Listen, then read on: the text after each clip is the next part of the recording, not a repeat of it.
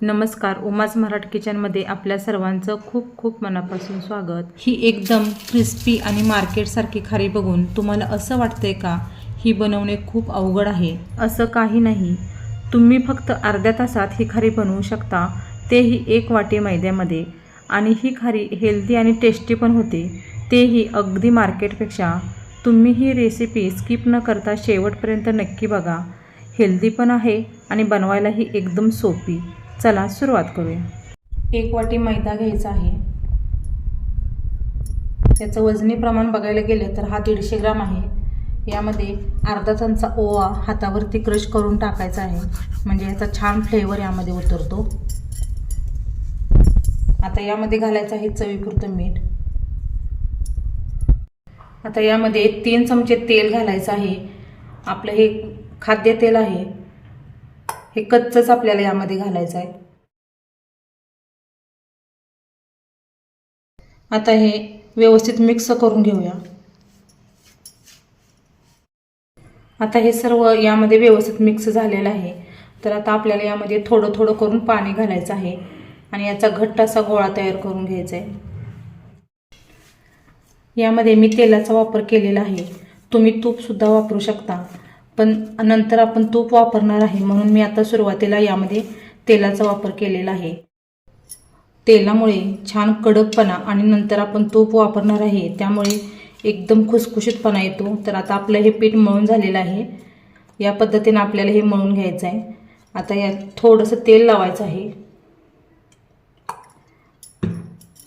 म्हणजे वरून आपण ज्यावेळेस पीठ भिजण्यासाठी ठेवतो तेव्हा ते वरून कोरडं होणार नाही. आता 10 ते 15 मिनटं याच्यावरती झाकण ठेवून हे असंच ठेवणार आहोत. आपल्याला एक मिश्रण तयार करायचं आहे. त्यासाठी एका वाटीमध्ये लहान 2 चमचे मी तूप घेतलेलं आहे आणि त्यामध्ये आपण 1 चमचा कॉर्नफ्लॉवर घालणार आहोत आणि 2 चमचे मैदा. हे आता एकसारखं असं हलवून घ्यायचं आहे. हे आता व्यवस्थित मिक्स झालेलं आहे आणि तुम्ही बघू शकता या पद्धतीचं आपल्याला हे बॅटर तयार करून घ्यायचं आहे. हे थोडं जरी पातळ वाटत असलं तर 5-10 मिनटं ठेवल्यानंतर हे थोडंसं घट्ट येतं. यामध्ये तुमच्याकडे जर कॉर्नफ्लॉवर नसेल तर तुम्ही फक्त मैदा वापरला तरी चालेल. हे आता बाजूला ठेवूया. आता 10-15 मिनटं झालेले आहेत आणि आपलं पीठसुद्धा एकदम सॉफ्ट असं झालेलं आहे. तर आता एक वेळ असं मळून घेऊया. आता हे छान मी व्यवस्थित मळून घेतलेलं आहे. तर आता आपल्याला याचे 4 समान भाग करायचे आहेत.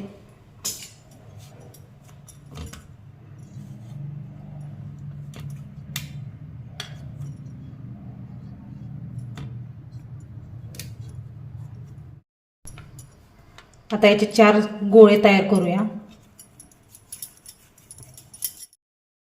आता आपले गोळे तयार करून झालेले आहेत. आता यातील एक गोळा घ्यायचा आहे आणि आपल्याला तो लाटून घ्यायचा आहे. याला मी कोरडा मैदा लावून घेतलेला आहे आणि आपल्याला जेवढं शक्य आहे तेवढी पातळ लातंब्याची लाटून घ्यायची. मी एकच वेळ कोरड्या मैद्यामध्ये हा गोळा बुडवून घेतलेला होता आणि अजिबात चिकटलेला नाही. तर आपल्याला खारी एकदम पातळ अशी लेयर्सवाली पाहिजे असेल तर तुम्ही जास्तीत जास्त पातळ ही पोळी लाटली पाहिजे. आपला एक गोळा लाटून झालेला आहे आणि शक्य तेवढं मी पातळ लाटलेलं आहे. तुम्ही बघू शकता अगदी माझ्या हाताची बोटे बाहेर दिसतात, म्हणजे इतकं हे पातळ लाटलेलं आहे. आता असेच राहिलेले 3 गोळे मी लाटून घेते. आपले सर्व गोळे लाटून झालेले आहेत. आता शेवटचा गोळा मी लाटल्यानंतर पोळपाटावरतीच ठेवलेला आहे. तर आता काय करायचं, आपण जे वाटीमध्ये मिश्रण तयार केलेलं आहे ते या लातंबीला पूर्ण लावून घ्यायचं आहे.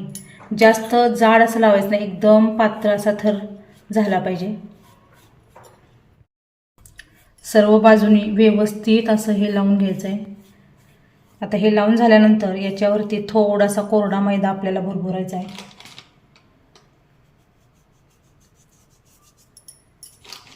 आणि याच्यावरती आता दुसरी लातंबी आपल्याला ठेवायची आहे.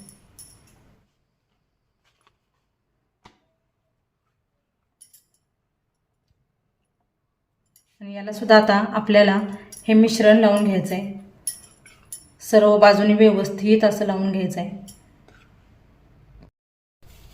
अशीच प्रोसेस आपल्याला पुढे पण करायची आहे.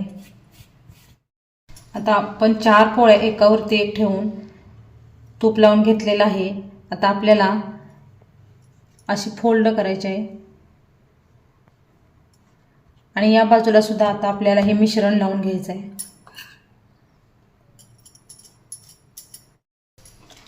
आता याच्यावरती सुद्धा अगदी थोडासा कोरडा मैदा भुरभुरायचा आहे. आणि आता ही दुसरी समोरची बाजू आपल्याला या बाजूवरती प्रेस करून घ्यायचे. आणि आता आपल्याला या बाजूला सुद्धा हे मिश्रण लावून घ्यायचं आहे.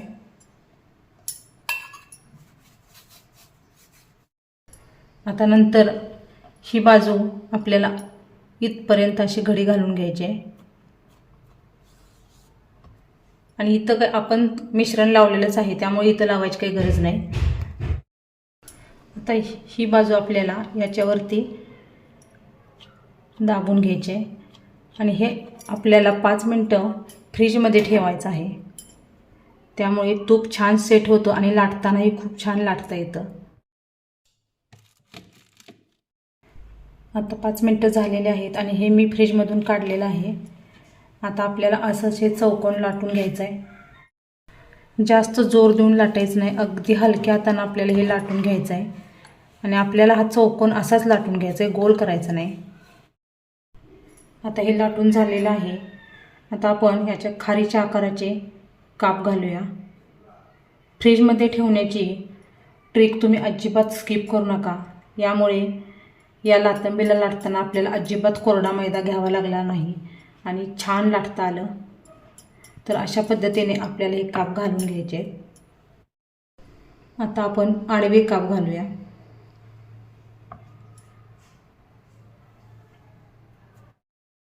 आता आपण एका प्लेटमध्ये काढून घेऊया. तुम्ही बघू शकता आत्ताच याला लेयर दिसत आहेत.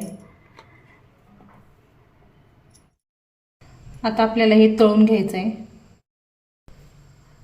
तेल जास्त गरम करायचं नाही, अगदी नॉर्मल गरम झालं की यामध्ये आपल्याला खारी सोडून घ्यायची आहे. तुम्ही जर एकदम कमी तापमानाचं जर तेल घेतलं तर आपले खारीचे जे लेयर्स असतात त्या सुटतात. त्यामुळे असं मध्यम टेम्परेचरचंच आपल्याला तेल घ्यायचं आहे. आणि जास्त जर कडक केलं तर खारी वरून फक्त अशी करपेल आणि आत कच्ची राहील. तर या पद्धतीने आपल्याला तेल गरम करून घ्यायचं आहे. ज्यावेळेस खारी अशी तेलावरती तरंगेल त्याच वेळेला आपल्याला ती पलटी करायची आहे.